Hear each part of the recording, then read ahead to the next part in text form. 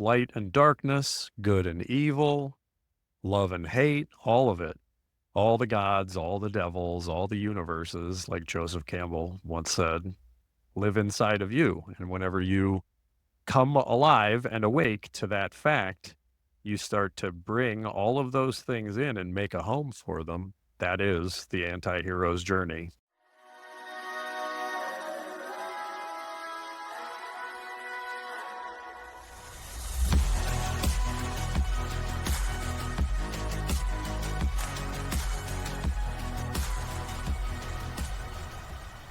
Welcome to the MindHack Podcast, where we explore the psychology of self-improvement and mindset to help you live a happier and more fulfilled life.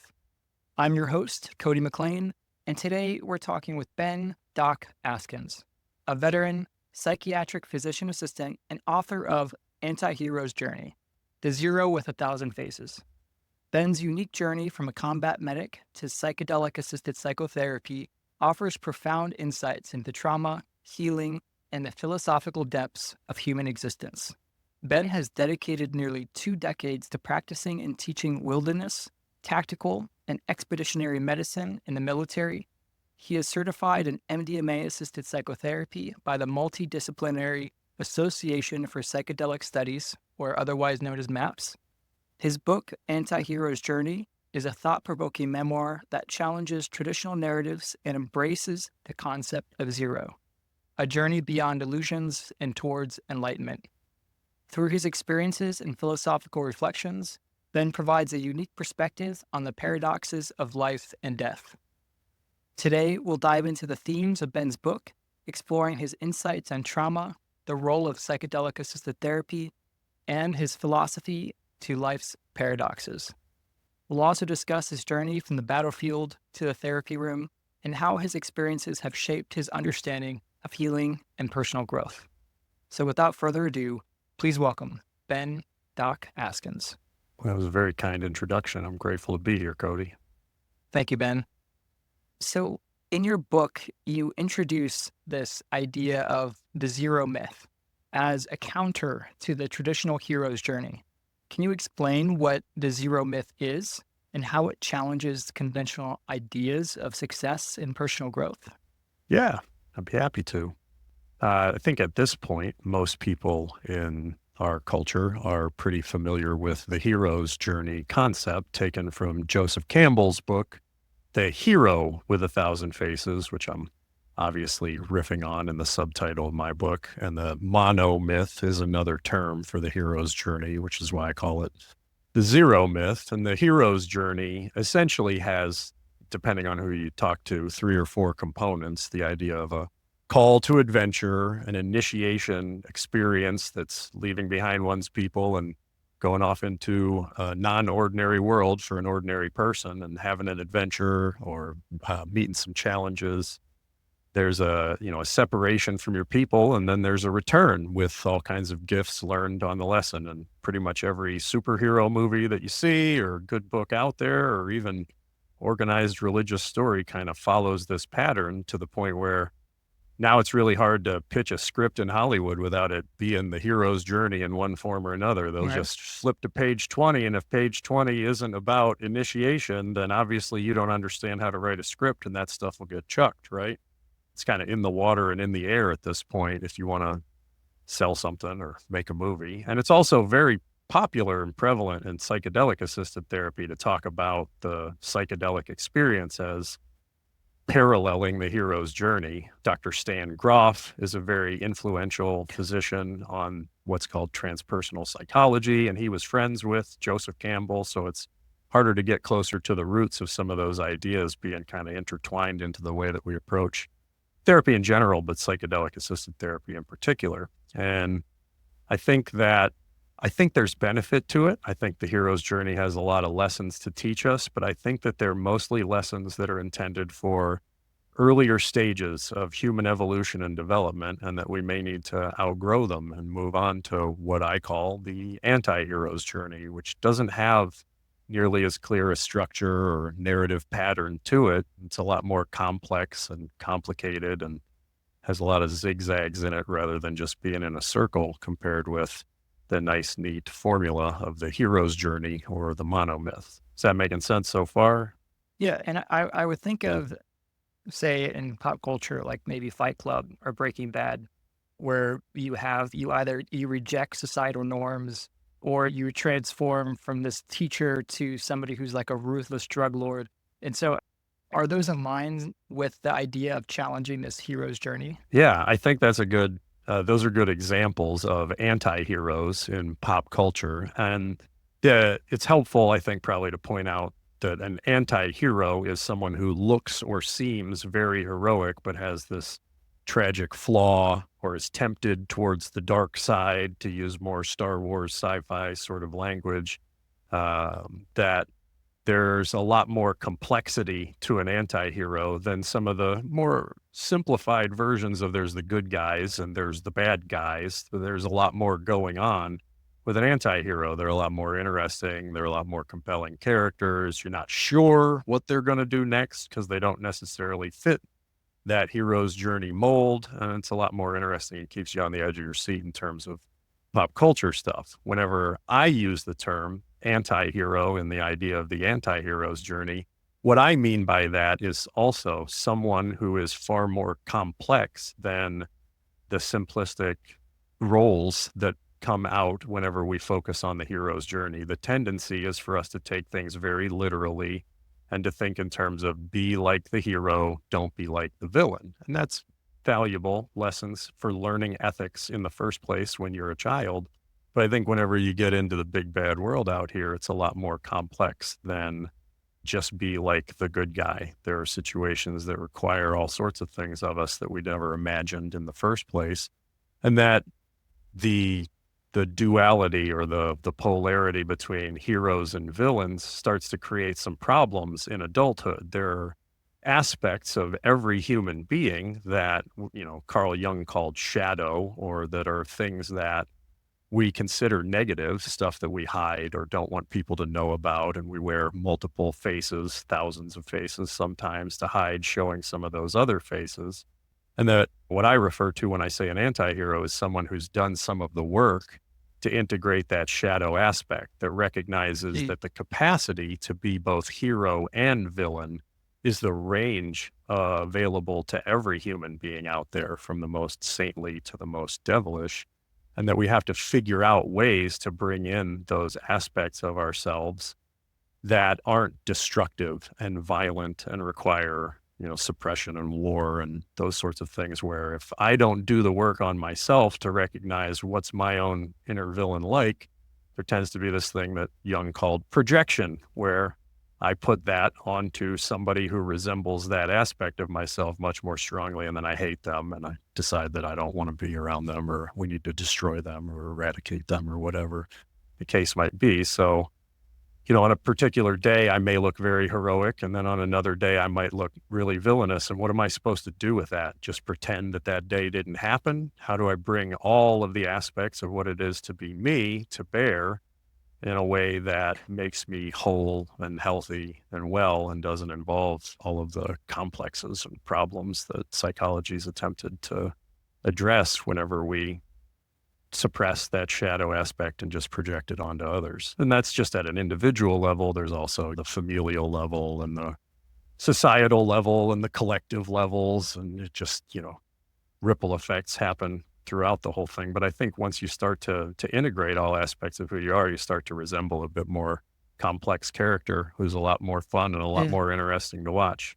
My favorite example, to just give a little riff here, is the Deadpool character. Around the time that first Deadpool movie came out, I personally was very exhausted with superhero movies. I just couldn't tolerate watching them anymore. It was just the same thing over and over again, man. Same, like slightly different colored tights, same story over and over. And then here comes this guy who actually shoots people in the face, does a whole lot of cussing, does a lot of crazy things that don't seem all that heroic in the first place, but who has, at the heart of what he's doing, there's a lot of love and a lot of humor driving him. And it's just complex and a lot more complicated than the simple hero's journeys out there.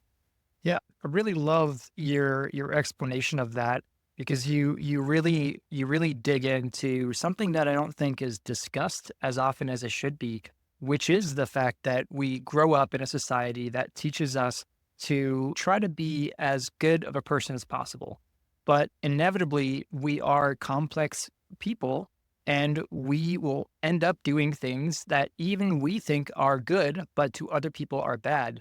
And that actually reminds me a bit of something called the Karpman drama triangle, which is as a social model of human interaction. We don't have to dig into it, but it just, I love all the psychology and human models. But it brings up, it's a component of something called transactional analysis by Eric Berne. It's a psychological theory where every time we interact, we're either interacting in an adult, a child, or parent role. And there is a really fantastic, if you just Google or search on YouTube transactional analysis, there's a really fantastic set of short videos that explains this. But in the drama triangle, which is a component of that, you have a victim, a rescuer, and a persecutor. And so often we're in a situation where we say we feel like we're the victim and somebody else is persecuting us. And then we might bring in a third party who tries to rescue us. But to the persecutor, the other person, they're the victim and you're the persecutor. And so when we kind of incorporate this model, or even just the model of the fact that we have a shadow self and that it is possible for us to do things that other people perceive as bad, even if we think we have good intentions regardless, is that's an important part that we should most likely incorporate into our identity, into our ego, because I think if we don't do that, there's certainly consequences to that. So what consequences do you think exist for a person that doesn't believe that they have a bad side, or that has grown up thinking that they're only out in the world to do good? Is that even possible? Yeah, I think that there will be ample opportunities for feedback from the universe to let them know, and whether they'll take advantage of that feedback or not is a question mark. But there's all the ways that we oversimplify things and then kind of have to deal with the consequences of not recognizing the larger and broader context of every interaction that we have with other people. We're bringing all of these assumptions into it. And being able to develop a level of openness and empathy in those interactions is what transforms a lot of them. I was just, talking to a client in my therapy practice who was telling me a story about him getting angry at somebody at work who wasn't answering them. There was somebody at the cash register, and he's yelling at this guy trying to figure out, like, why aren't you listening to me? It turns out that the guy's actually deaf. Mm. He made these assumptions about the person being exactly like me, and they're not exactly like you. So you made the wrong assumption and then wound up getting a little egg on your face looking silly. Now, not a ton of harm there beyond just being embarrassed about yelling at someone who certainly didn't deserve to be yelled at. But I think that's a microcosmic example of cross-cultural interactions of all sorts, or other examples, all the way, up to where we're putting a whole lot of our shadow in the Western world onto the villains of the Eastern world, or there's the holy wars of the past and present day. There's all sorts of, global strife and geopolitical dramas that are writ large examples of not starting from a place of acknowledging the humanness of the other people involved in whatever interaction that we're talking about. And also not having the humility to acknowledge that everybody out there is doing whatever they think is best in any given set of circumstances, given the prior conditioning that they Right. had received, right? If I had been born into a jihadist country that, America has gone to war with, and I've fought on this side of that war, I wouldn't be doing anything different than the people over there that I was sent to fight with. I have to acknowledge that at the outset, and that transforms a great deal of the interactions that I would have with somebody, rather than just look at those, others in a whole bunch of othering ways of speaking negatively about somebody and just looking to destroy them for being radically different from me. So in another way, the idea of being an anti-hero, of embracing zero, it's another form of empathy that we can apply to other individuals, of realizing that, look, we're all dealing with some shit. We've all grown up in a certain circumstance, in a certain environment, that led to us making certain actions. And of course, it doesn't excuse you from those actions if those actions hurt others. But more often than not, we end up getting angry at people without really the level of understanding that can justify that anger. And that reminds me of that old Chinese parable of the guy going on the river and another boat coming towards him. And the guy is yelling like, "You're going to hit my boat. You're going to hit my boat." And then he starts cursing and stuff. And then he ends up seeing that there's nobody on the boat. So he was yelling at nothing, Right. So often that's what we end up doing. So how can we apply this concept? So you mentioned this idea of embracing the shadow self, of bringing up Freudian.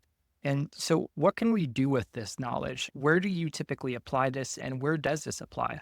Yeah, there's a lot of inner work to be done, transforming the way that we think about and talk about identity, and some of those sorts of things are ways of doing it. The example that you gave of the drama triangle, it becomes this presenting problem a lot of times in psychotherapy, but a big piece would be figuring out the inner drama triangles that exist inside of us and trying to figure out how to resolve that drama in yourself is how you begin to evaluate, how can I resolve these dramas with other people? If you don't have yet the resources within yourself to figure those things out, obviously you're not going to be bringing peacefulness to the outer dramas that may exist around you. So a lot of that interior work is a component of it. And that's certainly not a simple place to begin. I recognize that the concept of an anti-hero's journey is to some degree contingent on and derivative from the hero's journey, right? Like, it starts with anti. You're not going to make any sense of what an anti-hero's journey is if you're not at least passingly familiar with the hero's journey, right? So a ton of, psychotherapy and theories and practices go back to stories about your family of origin. Where'd you come from, and how did you learn in the first place about what a hero is and isn't, what a villain is and isn't, what's good and bad, what's right and wrong, what'd you get disciplined for, and what did you get rewarded for, all matters. And I wonder if there's a certain amount of knots essentially that get tied in us in childhood that later on adulthood, the work winds up being untying those knots, so that, the way I call it in the book is untelling all your untrue stories and then living out of whatever you find on the other side of your last lie. There's a whole bunch of things that you got told as a kid that just don't wind up being useful or making sense, or wind up holding you back more than helping you out whenever you get to be an adult. So I wonder if maybe the anti-hero's journey could just be like a blip on the radar screen that gets folks to think about the hero's journey a bit differently, sufficiently that we start to raise kids in a way that doesn't tie them in knots so much and allows them to just figure some things out for themselves to some degree, so that maybe we can get rid of both the hero's journey and the anti-hero's journey and just go on the journey together. So I guess another way of looking at how we might apply that is in relation to the societal pressure that we put on each other and to succeed, and especially in America and other Asian cultures, there is this work mentality, and you have to make money, you have to keep up with the Joneses, and this concept is kind of dying down a little bit. I mean, we saw the lying flat movement shortly after COVID, especially in China. And we have aspects of having the minimalist movement, of people traveling in vans, of just being a digital nomad, of just getting rid of all your possessions. And it seems like we all end up on our own journey of sorts, where we experience this for ourselves, that all these things or money, it doesn't really make us happy. And then we have to go on our own journey. That's often a loop. We go backwards, we go forwards. It's never an easy journey.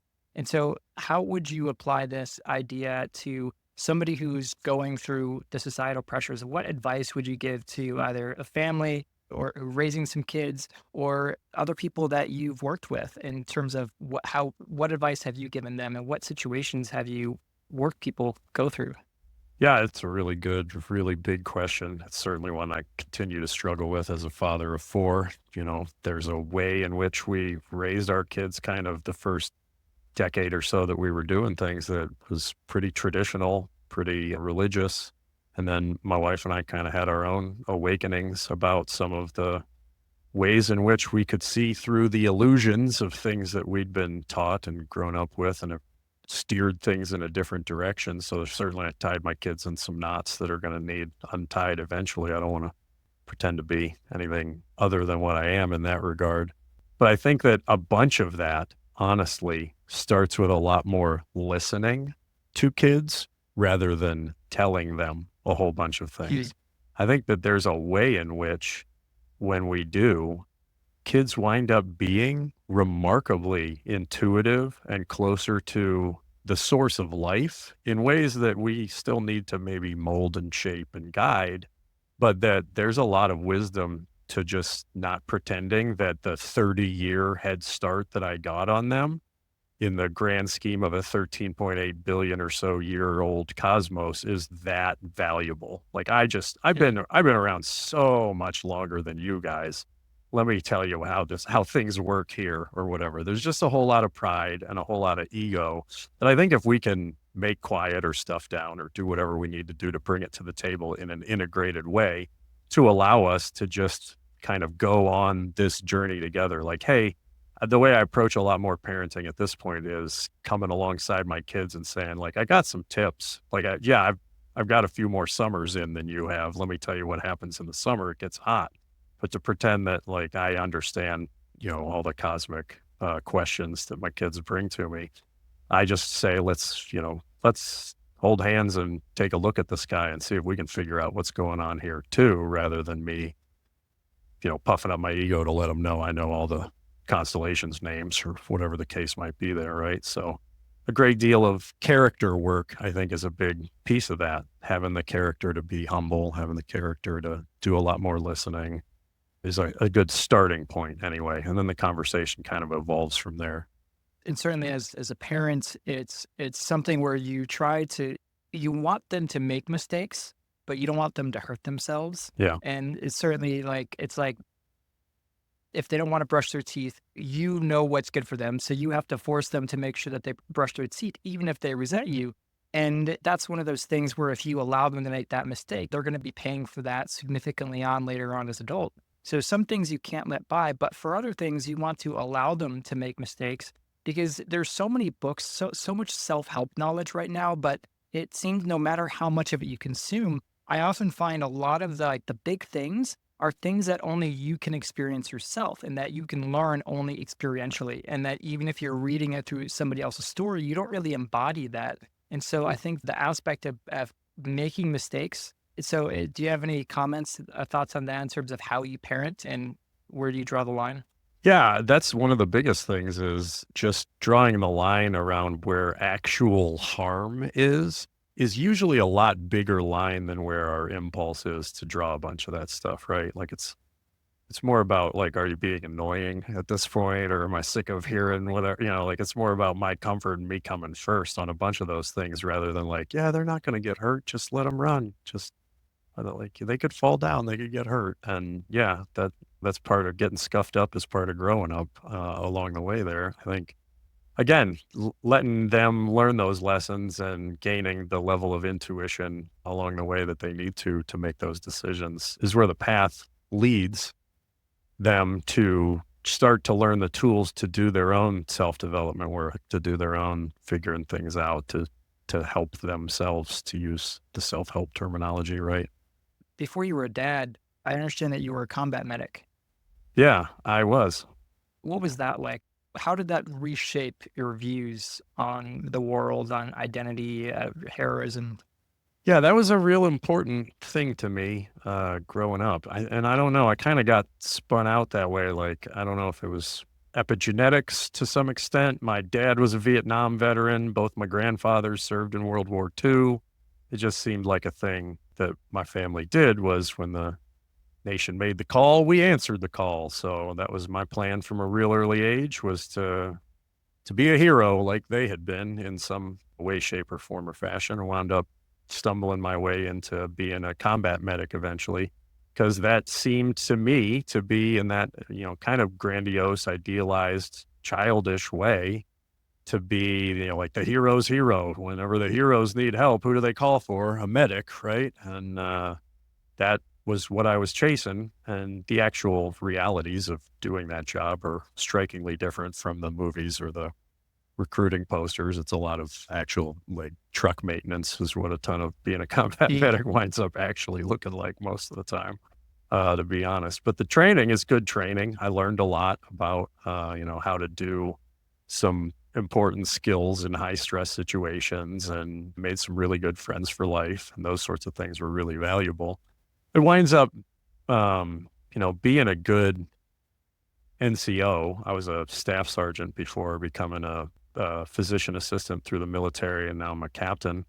But being a good leader, I guess, would be a better way of saying it. It does involve learning how to kind of be a lot like a parent to people who may be older than you, maybe younger than you, a whole mishmash of people that you wind up being responsible for. I was a platoon sergeant in Iraq, and I just had, men and women of all ages that I was responsible for leading.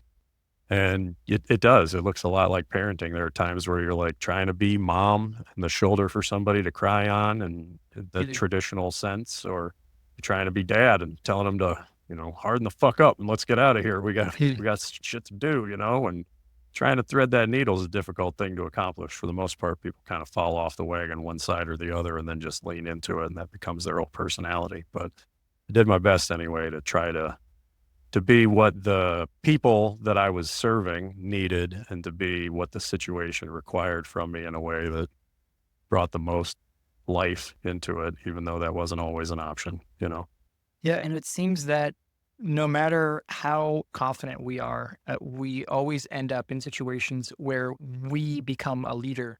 And when we're a leader for others, we become responsible, essentially in many ways, for their emotional well-being, because they're relying on us to always know what to do, even if we don't know what to do.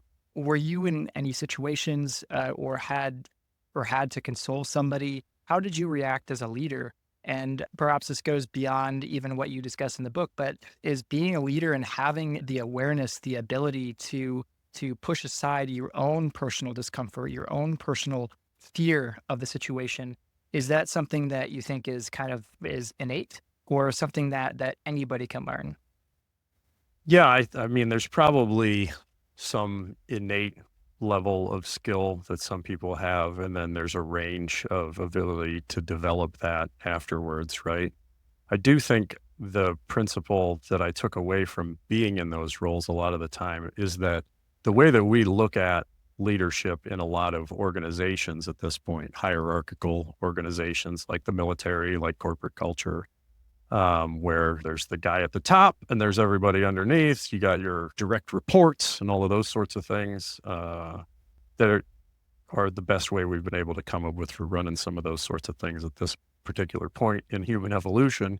But that we think that authority is housed in those particular places, in those organizational structures, the generals at the top, the privates at the bottom, and there's a whole mishmash of us in between.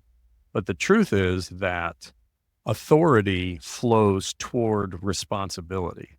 It's the people that take responsibility for whatever their area of operations is and do it effectively that wind up in a meritocracy, in a place where how well you do the job matters for promotion and that sort of thing, that wind up tending to move upwards in those organizations. It's the person who can figure out how to pack their own rucksack more efficiently and quickly than everybody else, that can then turn around and help 2 or 3 other people to do it more quickly, so that the entire squad or platoon has their stuff up and ready to move out a whole lot sooner. And you take notice of that. And that's a person who you give a bit more responsibility to and test them out and see, okay, so you can pack 3 rucks real quick. Well, you're smarter than the rest of these numpkins here. So what do we do next? Or with you? And that's who becomes sergeant. And that's who becomes, moving up from there, is the ones who take responsibility, get the authority in that situation. And I've been in organizations where the leadership that you would see in terms of the structure isn't the actual leadership of the organization, right? We've all seen that to some extent. the guys at the top, the company commander or the first sergeant, aren't good leaders, don't know what they're doing. They put out all of the information they're going to put out, and then everybody who knows what's going on turns their heads and looks at who the people who actually know how to implement this stuff are. And we wind up doing whatever those guys say to do because, you know, the lieutenant over here, he's brand new and he's got the rank on his chest, but, Sergeant First Class over here is on his 7th deployment and I'm going to follow him. I wouldn't follow the lieutenant out of a burning building, but I'll follow this guy over here into one. You know what I mean? Yeah. And it seems unfair in some respect that there's often situations where the higher ups give orders or commands that really don't make sense, or they don't have a really good understanding as to what's happening on the ground. And then we have to revert to the people who do know what's going on and that does have our trust. And they end up probably having to find a way to implement some order that even they don't agree with. Yeah, for sure.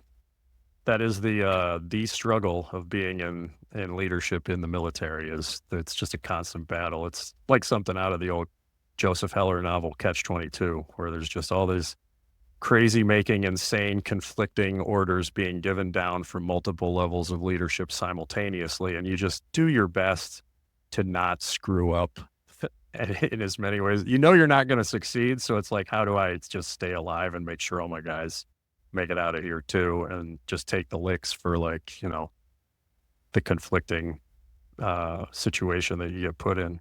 It's like, I play around with that a little bit in the book along the way, like that there's a lot of contradictions inherent, it seems, in being a person, and the contradictions that we can't fully grasp, we call them paradoxes, and try to understand how to navigate with all of these conflicting interests all at the same time coming at us. Yes. And whether it's being a leader or just being in the military, it often requires a level of resilience. And inevitably, you probably face trauma. But in your book, you mention that trauma isn't something that you think should be overcome in the traditional sense of letting that trauma go. I'm wondering if you can elaborate on your view of trauma and how we should incorporate it into our identity. Yeah, I think there's a bunch of ways that we've developed of thinking about what trauma is in the first place, and what I've found to be a useful way of explaining it as an analogy is sometimes for people to hear that, there's trauma surgeons who are dealing with physiological trauma, like the structures of your body have been damaged by violent forces applied to them, and now we have to try to hold that together. A very literal sense of trauma is a fractured bone or a lacerated liver, right? Emotional or psychological trauma, I think, is closely analogous to that because it's the same tissues being affected, but it's more like memories are being encoded in your body in a way that also affects the structure and functions of those tissues, so that now those memories have you wired up in your nervous system to respond in ways that are mismatches between your experience and your environment. The classic movie example is the veteran diving on the ground after a truck backfires, right? That kept him alive in Iraq. Now it's embarrassed him in civilization. And what are we supposed to do with those mismatches between our nervous system and our environment? The classic example I like to cite is that's essentially what a trauma response is it's something that you learned that your memory carries for you in a way that was adaptive to an unusual or very stressful circumstance that now you're carrying into the rest of your life, that's creating dysfunction and difficulty for you. For example, there's people who drown while scuba diving because they have a panic attack, and the regulator that you have in your mouth is the only thing that's keeping you alive. And in every other circumstance in your life before that one, how do you deal with not being able to catch your breath in a panic attack? It's get all this stuff off of my face, get this stuff out of my mouth. The one time that's intensely maladaptive would be if you're underneath the surface of the ocean and that thing in your mouth is the only thing that's keeping you able to breathe, right? We have examples like that. That's what a trauma response is. Yeah. And the book, The Body Keeps Score, is really one that dives into this concept that the trauma is something that lives within us, and it's not just something that we can just forget about. And I love you bringing up the idea of scuba diving. I have maybe 5 or 6 different scuba diving certifications. I'm a rescue diver, deep sea, a wreck diver. And that was, I think, one of the things that drew me to it is knowing that you can be down there 40, 50 feet down. And if you have to, even if you have a panic attack, which I've probably had a few of them while scuba diving, is you have to slow your breath down. You have to go inward and have that conquer your mind, so to speak. And I think there's something to that. And it's even why I went out and I got a pilot's license, so I fly a plane. I find flying a plane to be incredibly one of the most stressful things that you can do. But I never have a distracting thought. You really can't, Yeah, because that distracting thought is the difference between life and death. sure. And so I find that it draws me in. And I'm sure you've had scenarios like that where you get drawn in. I don't know if that's maybe a panic, or if that's if I'm drawn towards events that are stressful, or what that might say. Yeah, yeah. That's an interesting point that you raised there, right? So we have in psychedelic-assisted therapy, we make this distinction between ordinary states of consciousness and what they call non-ordinary states of consciousness. Psychedelics being an obvious example of a time that your ordinary state is changed. But there's tons of examples of non-ordinary states. The hyper focus of staying alive during having a panic attack under the ocean or flying a plane that you're describing, that, way that you tunnel in on the task in front of you is non-ordinary. There's changes happening neurotransmissively that make that possible. Being under combat stress is an example. We do, combat stress reaction shooting training, where you're doing close quarters combat and your heart rate's up around 200. That changes the way that your body responds to those pressures. The classic example is Colonel Dave Grossman's book on combat describes a lot of the physiological responses to that level of stress, where your heart rate's up, you have auditory exclusion, you have tunnel vision, you literally are not able to see any wider than that experience. Those are non-ordinary states of consciousness. And then you're, running somewhere with a weighted pack, and then you have to try to put rounds into something the size of a card from a deck of cards or something, right? Like, that's non-ordinary. That's at the extremes of human capacity, right? There's plenty of other examples. Altitude and breath work and cold exposures are ways of inducing non-ordinary states of consciousness. And I do think that there's some trauma, like it's a dose-dependent sort of thing. You can do a 4-minute cold plunge and upregulate norepinephrine release throughout your body that resembles what Effexor, the antidepressant, does. And that's beneficial for you. And you can spend 4 hours in the same water and get hypothermia, and your heart slows down enough that you get bradycardia and an irregular heart rhythm and die. That can happen to you as well. There's a dose-dependent relationship to these non-ordinary states of consciousness, where they can be medicine or they can be poison for us. When you were talking about that, it kind of changes the topic, but I was thinking of the Uvalde school shooting, where the police didn't rush in and made up a bunch of excuses.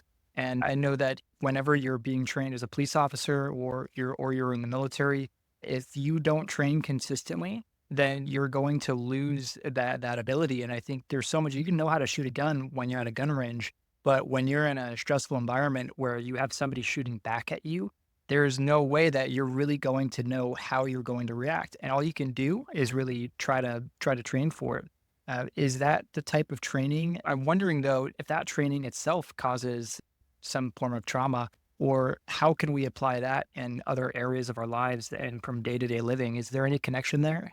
The principle, the way that I've often said it, is like, the more we sweat in training, the less we bleed in combat. The idea being, as much as you can, my goal with a lot of the training cycles that I would do with young medics on my last deployment was, I would want the training cycles to have been so much harder and so much worse than the real things that they wound up dealing with, that whenever they were in a real scenario, they'd say, oh, this is way simpler than that bullshit Doc was throwing at me before we came out here, because I would turn it up to 11 on everything. It's in the dark and you're trying to, start an IV in a weird situation in a tight space, and somebody's spraying you in the face with a hose. That's not going to happen even in a firefight, but you're going to have a whole lot of stress going on. You're going to have a whole lot of things that are distracting you. It's going to be like you've got boxing gloves on trying to put this tourniquet on somebody the first time that you're doing that while you're stressed out. So the idea is to make sure that whenever the moment that you need to perform presents itself, that winds up somehow being easier than all the things that you were doing beforehand, because the principle we use is nobody rises to the occasion, everyone sinks to their level of training. So make the training wet, nasty, dirty, filthy, hard, and do it over and over and over again until you're exhausted, and then do it one more time. And that's how you set yourself up for success, so that whenever you're thrown into a real life situation, it may actually wind up being a little bit easier than some of that nonsense that we put you through in training. And I'm thinking of David Goggins, Jocko Willing. What do you think of those guys? And are there anybody else that has endured a lot and has something to say that you agree with?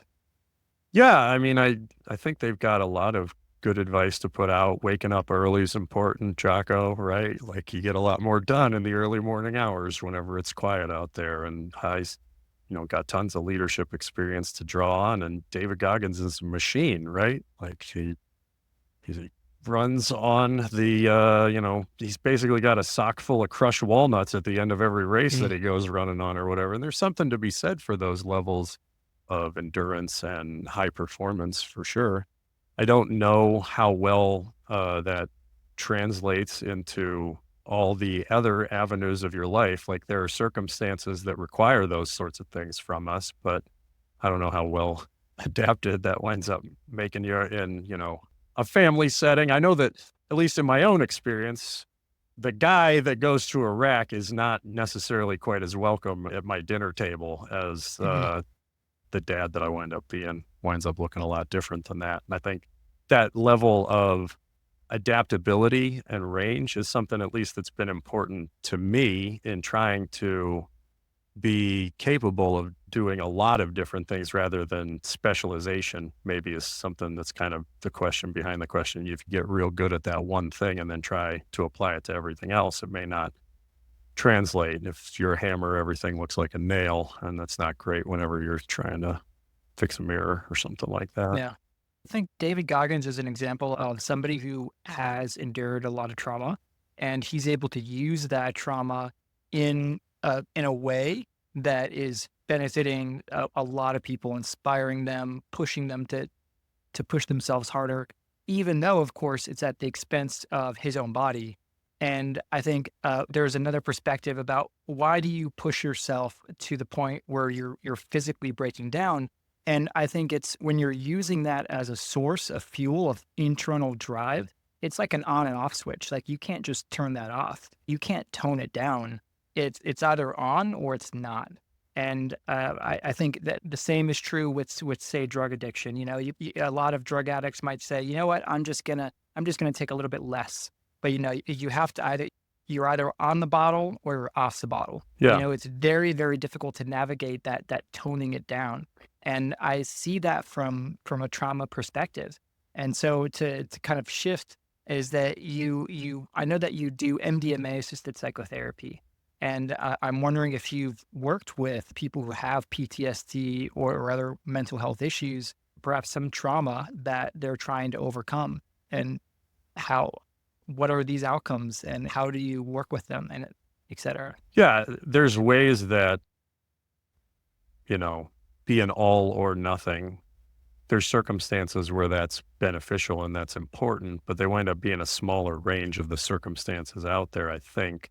And it may be better to not have like lights on, lights off, but to find a dimmer switch for a lot of life. And that was something that I also, very much had to learn. That was something psychedelics taught me to some degree, was the dimmer switch idea. Like, hey, you don't have to be so extra all the time, man. Like, the can't hurt me idea sounds an awful lot like a trauma response turned into a philosophy of life. So at the extreme points of that, sure.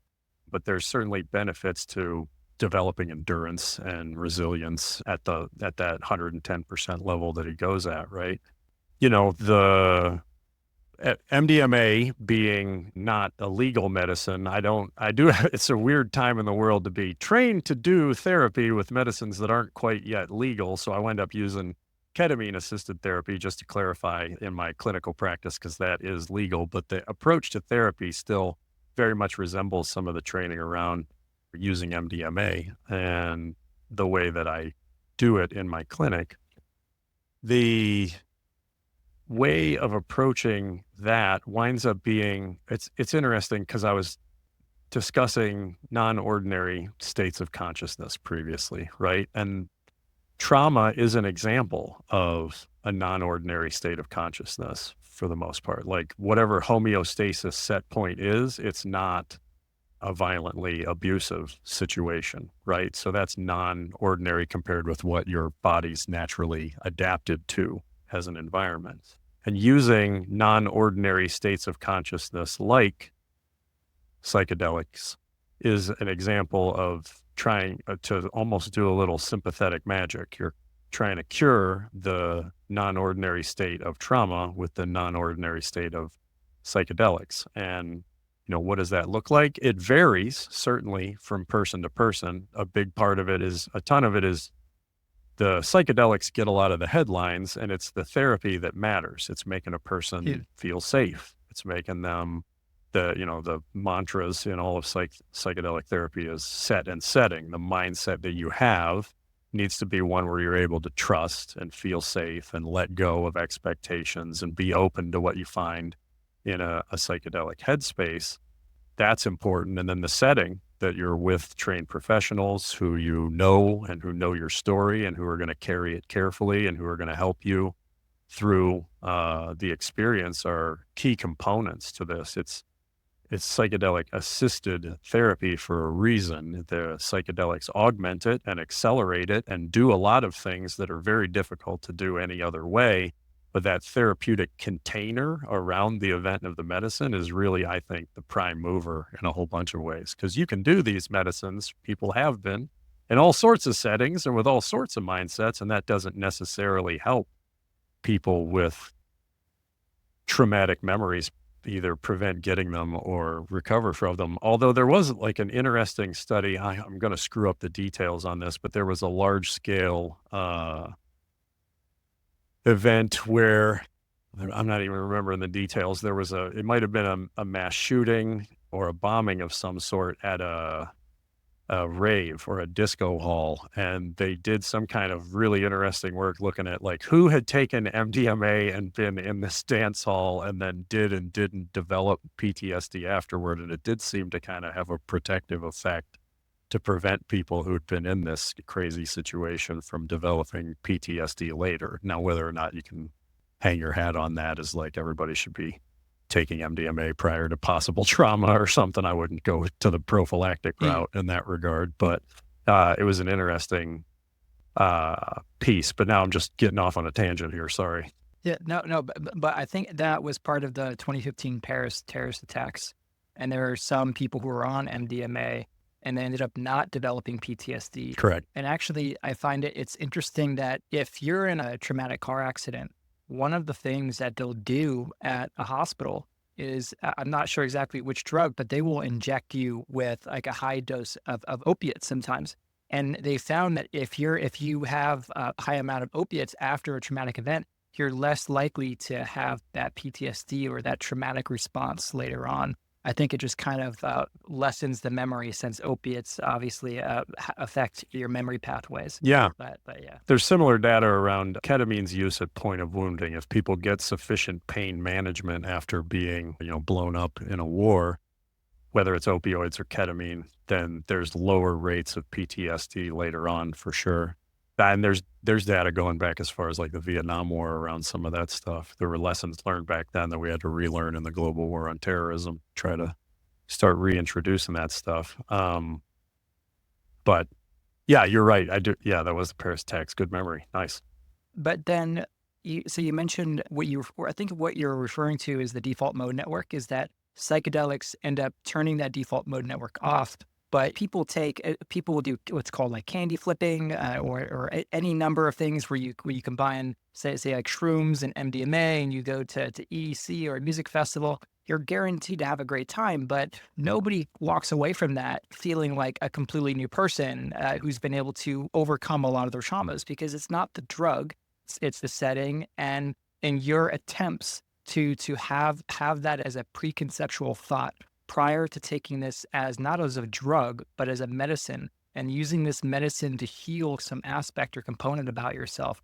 So I assume, and not working with MDMA, but with ketamine, I assume that's the kind of work that you do with people. Correct. And, in the MDMA assisted therapy training that I did, they showed us a video from the clinical trials where it was legal to use. In one of the first videos they had us watch was of a combat medic in Iraq whose friend had died, and he had frozen. He was a childhood sex abuse survivor, and whenever he had been abused as a child, he had frozen under those circumstances and felt very much the same sort of freeze response took place whenever a friend of his was hit in an indirect fire attack. And he was the medic. He was supposed to respond to take care of his friend, and his friend had died there, and that, re-traumatized him in a way that, left him with a lot of struggles to function in society afterwards. He had this MDMA session where, with the therapists holding space for him and him wearing an eye mask and listening to some music, he went into this inner journey, is what we call it, rather than the outer journey of a rave or a walk in the woods or candy flipping or what have you. And was right back in that traumatic scenario, watching his friend die, and then had the experience of his friend getting up and coming over and talking to him and saying, "Look, man, I was going to die anyway. There wasn't anything that you could have done. I forgive you and I love you." And he had this incredible healing experience of what an alternate, reality could have been like. Now, that doesn't change the events that took place, but it changed his way of relating to the memories that he was carrying so sufficiently that he no longer met the diagnostic criteria for PTSD at the end of participating in the clinical trial. All of the ways that, he's hypervigilant, hyperarousal, sleep disturbances, emotional swings, all of those things, are the constellation of symptoms that we call post-traumatic stress, he got relief significantly from having that experience. And that is a significantly different experience than just having a good time at a concert. Yeah. And I think MDMA has this rap as a party. It just makes you happy and you become overly friendly to everybody around you. But I think there's another component where it kind of quiets the ego. And so often it's our ego that it serves to protect us. It serves to make sure that we're capable of living and surviving in this world where we have to effectively put on our oxygen mask before we can put on anybody else's. But then we end up having these behaviors that are actually not helping us. They're no longer serving us, as one might say. And I think in the right therapeutic setting, whether it's with MDMA, ketamine, drugs, or just like therapy, I think another aspect is that any sort of drug is a tool, and it's not a panacea. It's not going to solve the problem. But if you have the right mixture, the right setting, the right therapist, the right situation, then I think you can have beautiful interactions like that where you're able to let go. I'm not sure how you would phrase it, but I would think of like let go of a past that's still haunting you to this day. Yeah, it puts you into a headspace where fear is quiet and love is loud, is the way that I'll explain it to people a lot of the time. And you get to explore your life, your memories, your identity, your goals for the future, all of those things from a space where, for a change, fear is quiet and love is loud. And you can take what you want from the data of that, and then we call it integration therapy, integrate it back into your daily life whenever the medicine has moved through your system and you are back to the place where fear's a bit louder and love's a bit quieter, whatever your normal set point might be. But you're still able to remember, what would it be like? And you start to embody that and inhabit that into your life, where you're able to access more love than you remembered being able to. And you're able to make fear a bit more quiet than you thought was possible beforehand. It's a pretty significant emotional event for sure. On the other hand, one thing that I know MDMA and other drugs have been used for is also acceptance of death. And in your book, you discuss the paradox of life and death. And did you, I'm wondering how has your near death experience and your work as a combat medic influenced your understanding of these paradoxes? Yeah, I wind up landing in the book on this kind of mantra, or my purpose in life that I feel like I've discovered is to attempt to embody all of the paradoxes in a way that overcomes fear with love, to kind of live out a life purpose that resembles the mechanism of action of MDMA in our brains, in some capacity. I have had, some near-death experiences. I've been close to other people at the end of their lives, probably what's a larger number of times than the average person, but still less than plenty of other people, which has caused me to reflect quite a bit on that. I did, have my own psychedelic experience of dying and being reborn repeatedly, and that's a pretty significant event to try to make sense of. You know, the book was a result of trying to integrate some of those experiences for myself. It was just me making sense out of, like the byline on it, or trying to sell it or whatever, is that the book's not about psychedelics. The book is a psychedelic. It's me trying to You, do psychedelic-assisted therapy on myself out loud you, in front of other I love people. that. So it winds up being kind of a gonzo autobiography that's kind of all over the place and stitching together a bunch of things that are difficult for me to try to stitch together, to be integrated and to be whole and to be more of an anti-hero and be less of a hero in that regard. But yeah, I had the feeling that I died all the deaths anybody could ever die in the last 13.8 billion years that it took to be me in the first place. Like, if I was a cell that had its wall laced, like, just down to that level of detail, just however much death there's been in the universe, I felt like I had endured it and have Really, real clear memories of, like, I don't know, I'm not an expert on spirituality or any of that, but I'm interested in it anyway. Like, I don't know if we have past lives or how any of that stuff works or whatever the case might be. But I have some memories of getting killed a whole bunch of times and had to try to figure out how to integrate that meaningfully back into normal everyday life, having not actually died this particular time. But at some level, like, if like a plane landed on me right now, I wouldn't fully be surprised by it. I'd be like, they got me one more time. Shucks, here we go again, or whatever. And trying to integrate that, it's something I'm probably just keep doing for the rest of my life. It's a significant experience to have. The way that I wound up kind of getting through that experience was actually humor. And there's a whole bunch of just kind of dark humor and sarcastic humor and self-deprecating humor throughout the book as well, where the way that I escaped from what felt like a hell realm, like I was just dying and coming back and dying and coming back and dying and coming back, was starting to make jokes about it. I guess I live here now, you, so what the hell? Somebody be cutting my head off and I'd say, didn't we just do this 3,000 years ago? Like, you don't have anything original. There's only so many ways that you can kill this body, and I feel like we've exhausted them, but nope, we're going to do it again or whatever, which you, was a little bit where I connected with that Deadpool character again, because he feels it every time he gets ripped in half, gets pulled apart, and has to regrow those baby legs and is Winnie the Poohing around. He feels every little bit of that, and the way he winds up navigating it's a whole bunch of wisecracks and humor.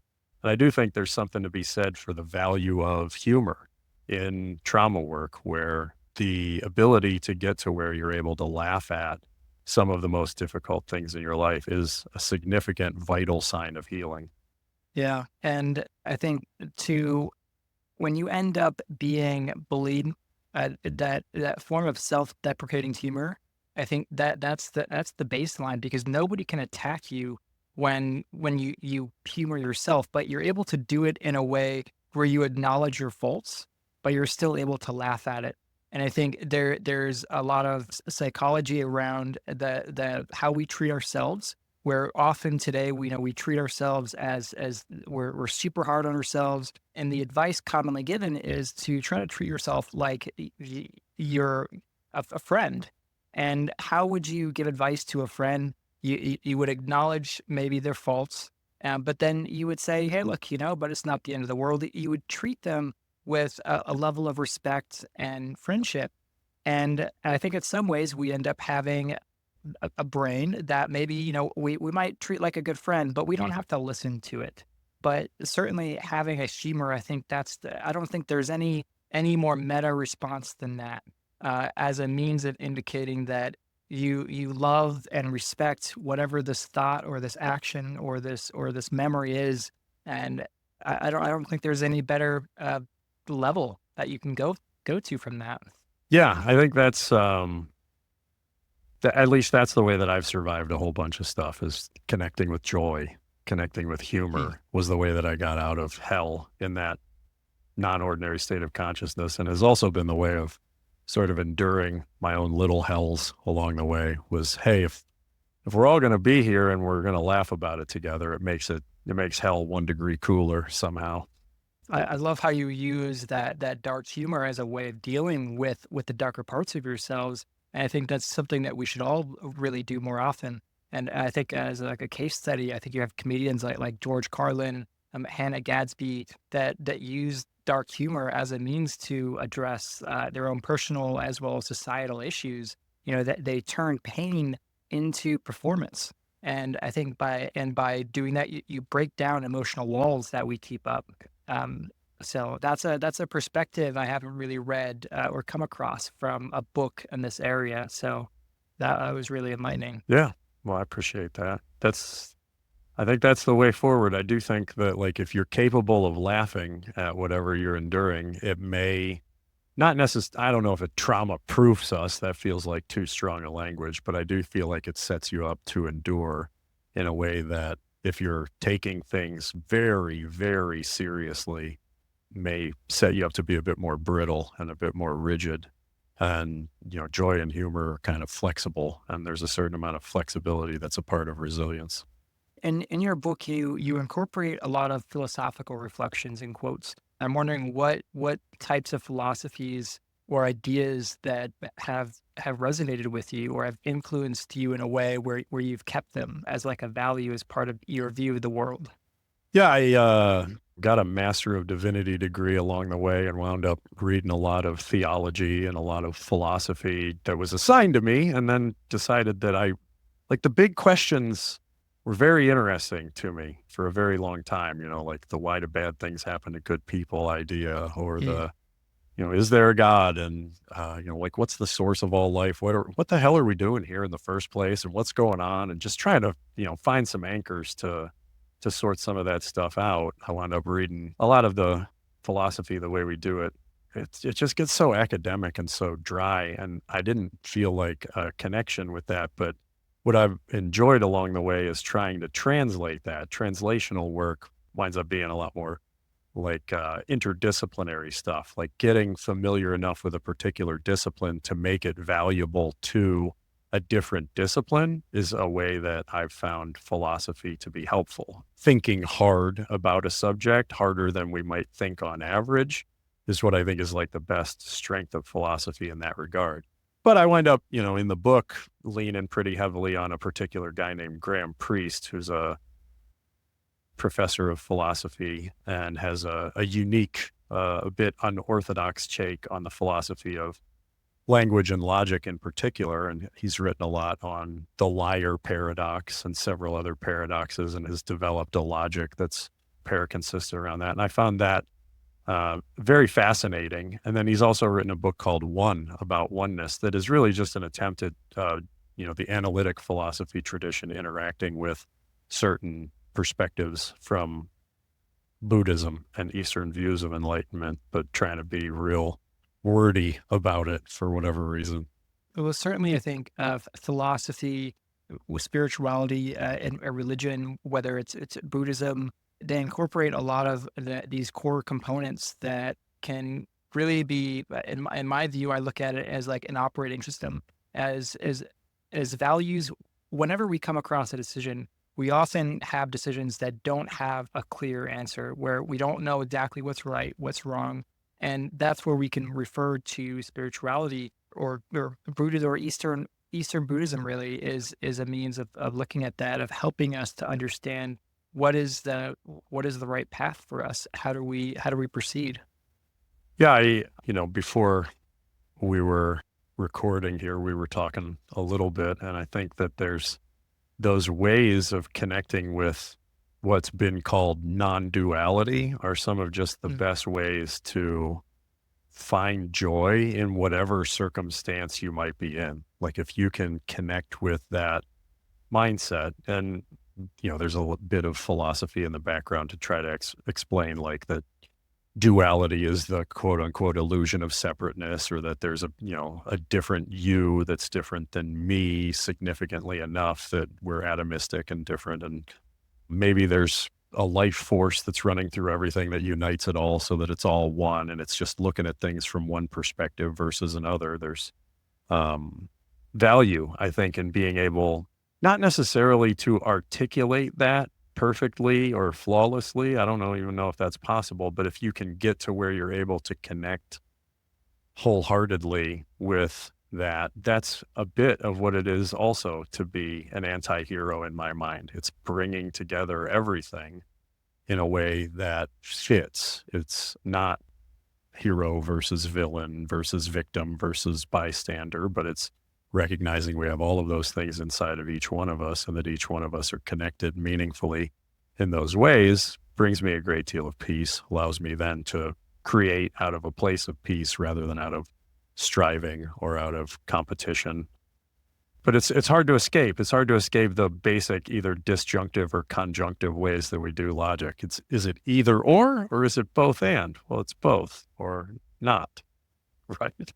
There's all these little word games whenever we get kind of to the edge of what knowledge we're capable of having as three-dimensional human beings that are time-bound.